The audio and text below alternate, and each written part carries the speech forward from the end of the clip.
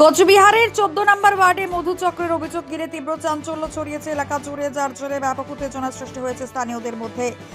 বাজে বাজে নোংরা কাজ, অনেক ছোট ছোট মেয়েকে নিয়ে আসে, অনেক লোক আসে, এমনকি লোক গাড়ি রিজার্ভ করেও এখানে আসে। হ্যাঁ আসছে, আমিও 2-3 বার মাকে না বলছি, মা বলছে আমার কাছে তো পয়সা নেই, পয়সা হোক, পয়সাটা হলে ছেড়ে দেবে। কবে ছাড়বে আবার আসলো কেন, এটা মা আমাকে কিছু বলেনি। স্থানীয় সূত্রে জানা যায়, ওই ওয়ার্ডের একটি বাড়িতে এক মহিলা দীর্ঘ কয়েক বছর ধরে পরিবারের সঙ্গে ভাড়া থাকতেন।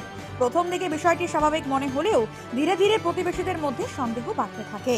তাদের অভিযোগ, দিনের বিভিন্ন সময় এবং বিশেষ করে সন্ধ্যার পর থেকে গভীর রাত পর্যন্ত ওই বাড়িতে অচেনা যুবক যুবতী থেকে শুরু করে বয়স্ক নারী পুরুষদের অস্বাভাবিক যাতায়াত ছিল।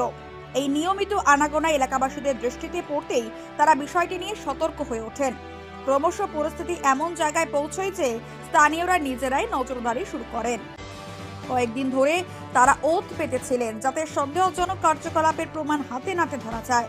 অবশেষে শনিবার সন্ধ্যা নাগাদ এলাকাবাসীরা একত্রিত হয়ে ওই বাড়িতে গিয়ে উপস্থিত হন এবং মহিলাকে আটক করার চেষ্টা করেন। তবে পরিস্থিতি উত্তপ্ত হয়ে উঠতেই অভিযুক্ত মহিলা সেখান থেকে দ্রুত পালিয়ে যান বলে জানা গেছে। ঘটনার পরপরই স্থানীয়রা পুলিশের সঙ্গে যোগাযোগ করেন। খবর পেয়ে পুলিশ আধিকারিকেরা ঘটনাস্থলে পৌঁছন এবং পুরো বিষয়টি খতিয়ে দেখা শুরু করেন। এলাকার টান উত্তেজনা তৈরি হয় এবং বহু মানুষ ঘটনাস্থলে ভিড় জমান। এই ঘটনাকে কেন্দ্র করে এলাকাবাসীদের মধ্যে মিশ্র প্রতিক্রিয়া দেখা গেছে। কেউ কেউ কঠোর ব্যবস্থা নেওয়ার দাবি তুলেছেন, আবার কেউ বিষয়টি নিয়ে প্রশাসনের দ্রুত তদন্তের উপর জোর দিয়েছেন। ইতিমধ্যে পুলিশ সূত্রে জানা গিয়েছে, পুরো ঘটনার তদন্ত শুরু হয়েছে এবং প্রয়োজনীয় আইনি পদক্ষেপ নেওয়া হবে। আপনাদের বাড়িতে এরকম মধুচক্র একটা অভিযোগ, কি বলবেন? এখন ঘর ছেড়ে দিবে বলছে, আর করবে না, এই কথাটাই উঠল। আপনারা স্বীকার করছেন, তাই তো? আমি তো বললাম না আর হবে না এখন। তারপরে আমার কথা কেউ শোনে, আমার কথা যদি কেউ শুনতো তাহলে দ্বিতীয়বার এই কথা বলতো না। আমি যখন বুঝলাম যে এগুলো করা উচিত না, এই তখনই বলছিলাম, তারপরেও হয়েছে। সবাই তো আসতে যায়। কবে থেকে এরকমটা চলছে? মোটামুটি আমি হিসাব করে বলছিলাম মাকে, 1.5 থেকে 2 মাস হয়েছে। মা এগুলো ছেড়ে দাও, বাদ দাও, আমাদের পয়সা লাগবে না। মা বলে খাওয়াবো কি, একটা না একটা কিছু বুঝায়। 10-12 বছরের মেয়েরাও আসে এমন অভিযোগ? না, আমি দেখি। কত বছর মেয়েরা এখানে আসে? 20-30 ওরকমই দেখছি। প্রতিদিনই কি আসে এরকম লোকজন? হ্যাঁ, প্রতিদিন কেউ না কেউ তো আসে। আপনারা কোন ঘরে থাকেন? আমরা এই ঘরে থাকি। এই কাজকর্মগুলো কোথায়? সে ওই ঘরে হয়, এই ঘরেও হয়, আমাদেরকে বের করে দেয়। আপনাদের মালিক জানে? মালিক কিন্তু মালিক বলতে পারলাম না। কে কে আছে পরিবারে আপনাদের? জানে কিনা সেটা বলতে পারলাম না। ওনারা তো বলেও না, জানলেও কিছু বলে না। পরিবারে 4 জন, মা বাবা ভাই বোন, বোন নেই, 2 ভাই।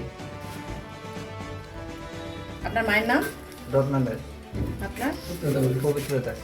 এই বাড়িতে তো দীর্ঘদিন ধরে অনেক বছর থেকে অনেক কাজ হচ্ছে, বাজে বাজে নোংরা কাজ, অনেক ছোট ছোট মেয়েকে নিয়ে আসে, অনেক লোক আসে, এমনকি লোক গাড়ি রিজার্ভ করেও এখানে আসে, এসে অনেক বাজে বাজে কাজ করে যায়। তারপরে আমি এখানে ভাড়া আসি, ভাড়া আসার পরে আমাকে বলে যে কাজ করবা, অনেক টাকা পাবা, অনেক কিছু কিনতে পারবা। আমাকে প্রতিদিন একই কথাই বলা হয়, একইভাবে কথা বলা হয়। এরপর আমার বোন আমার বাড়িতে আসে, আমার বোনকেও এইভাবেই বলে যে আপনি কাজ করবা, অনেক টাকা পাবা, অনেক কিছু কিনতে পারবা, নোংরা কাজের কথা বলা হয়েছিল। আমি বলছিলাম যে না, আমি এগুলো কাজ করি না, আর আমি এগুলো কাজ করবো না। তারপর থেকে উনি আমাকে প্রতিদিন টর্চার করে, প্রতিদিন বলে যে কাজ করো, টাকা পাবা। আর এত লোক আসে বাড়িতে, থাকা যায় না। আজকে এই 10 বছরের একটা মেয়ে আসবে, কালকে 12 বছরের একটা মেয়ে আসে, এমনকি বয়স্ক লোক পর্যন্ত এই বাড়িতে চলে আসে। দিনে ম্যাক্সিমাম 15 থেকে 60 জন এই বাড়িতে এসে যায়।